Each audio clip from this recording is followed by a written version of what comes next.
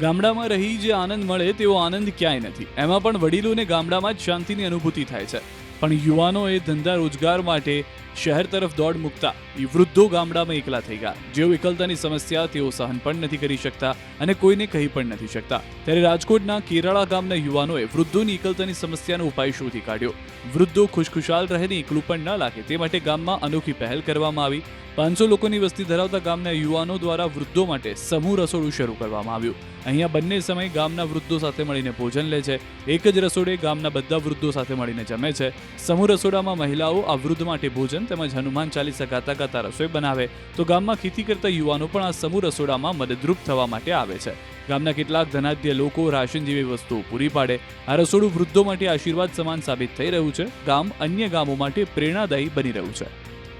અમે પહેલાં સત્સંગ કરતા, સત્સંગમાં આનંદ આવતો, એથી અમને રસોઈ કરવામાં બહુ આનંદ આવે છે.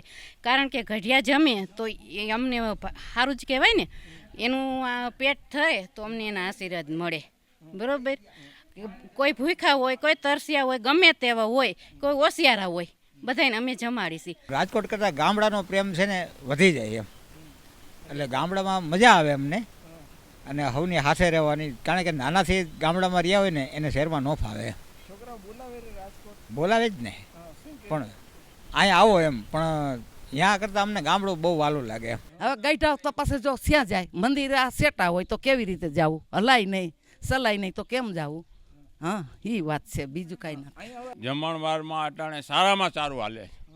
દાળ ભાત શાક રોટલી બાજરાના રોટલા અઠવાડિયે મિષ્ટાન રાબેતા મુજબ. ગામડે ગામડે થવી જોઈએ, કારણ કે અત્યારે સિટીની અંદર છોકરા કામ કરતા હોય અને વડીલોને સિટીનું વાતાવરણ અનુકૂળ ના આવે, એટલા માટે વડીલોને ત્યાં સિટીમાં ફાવે નહીં, એટલા માટે વડીલો ગામડે હોય અને એના અશક્ત હોય, કોઈ રાંધવાની કે આ તે તકલીફ હોય તો એના માટે આ સમૂહ રસોડું અમારા માટે તમને ઉત્તમ લાગે છે. જે માતા પિતા શહેરમાં ના ફાવવાને કારણે અને વતન પ્રેમને કારણે ગામમાં રહે છે, એમને અશક્ત હોવું, બીમાર હોવું કે એકલા હોવું અને જમવાનું બનાવી ના શકતા હોય અથવા ખાવાનું ના ભાવતું હોય, એ બધા સાથે મળીને જમે છે અને સમૂહ રસોઈ બનાવીને જે જમે છે. તો મને પણ થયું કે હું એ વ્યવસ્થા જોઉં અને મારા ગામમાં હું આ કઈ રીતે લાગુ કરી શકું. ત્યાંના યુવાનોને પણ હું ભેગા કરીને મારા ગામમાં પણ આ વ્યવસ્થા લાગુ કરવા માટે પ્રયત્ન કરીશ. ત્યાંથી પ્રેરણા લઈ અને મેં આ ગામમાં બધી વાત કરી કે ભાઈ આપણે ઘણા બધા વૃદ્ધોને આ પ્રોબ્લેમ છે જ, તો એને માટે આપણે કંઈક આ વસ્તુ બધી ચાલુ કરી એમ. તો બધા એગ્રી થઈ ગયા કે ના એ વસ્તુ તો બહુ સારી કહેવાય એમ.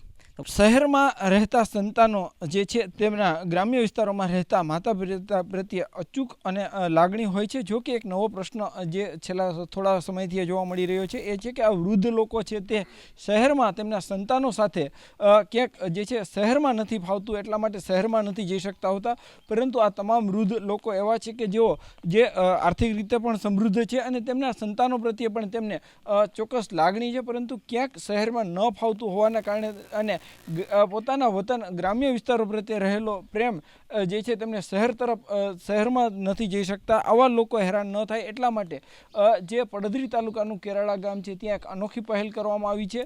જે વૃદ્ધ લોકો છે, ગામના તમામ વૃદ્ધ લોકો જે સાથે જમી શકે એટલા માટે ગામના લોકો છે તેમના દ્વારા જે એક બપોરે અને સાંજના સમયે જે ભોજન છે તે શરૂ કરવામાં આવ્યું છે. ગુજરાતના ગ્રામ્ય વિસ્તારોનો છે અને આ જે અનોખી પહેલ છે તે જે છે બીજા ગામ માટે પણ પ્રેરણાદાયી બની શકે છે. હાર્દિક જોશી, ન્યૂઝ 18 ગુજરાતી, કેરાળા.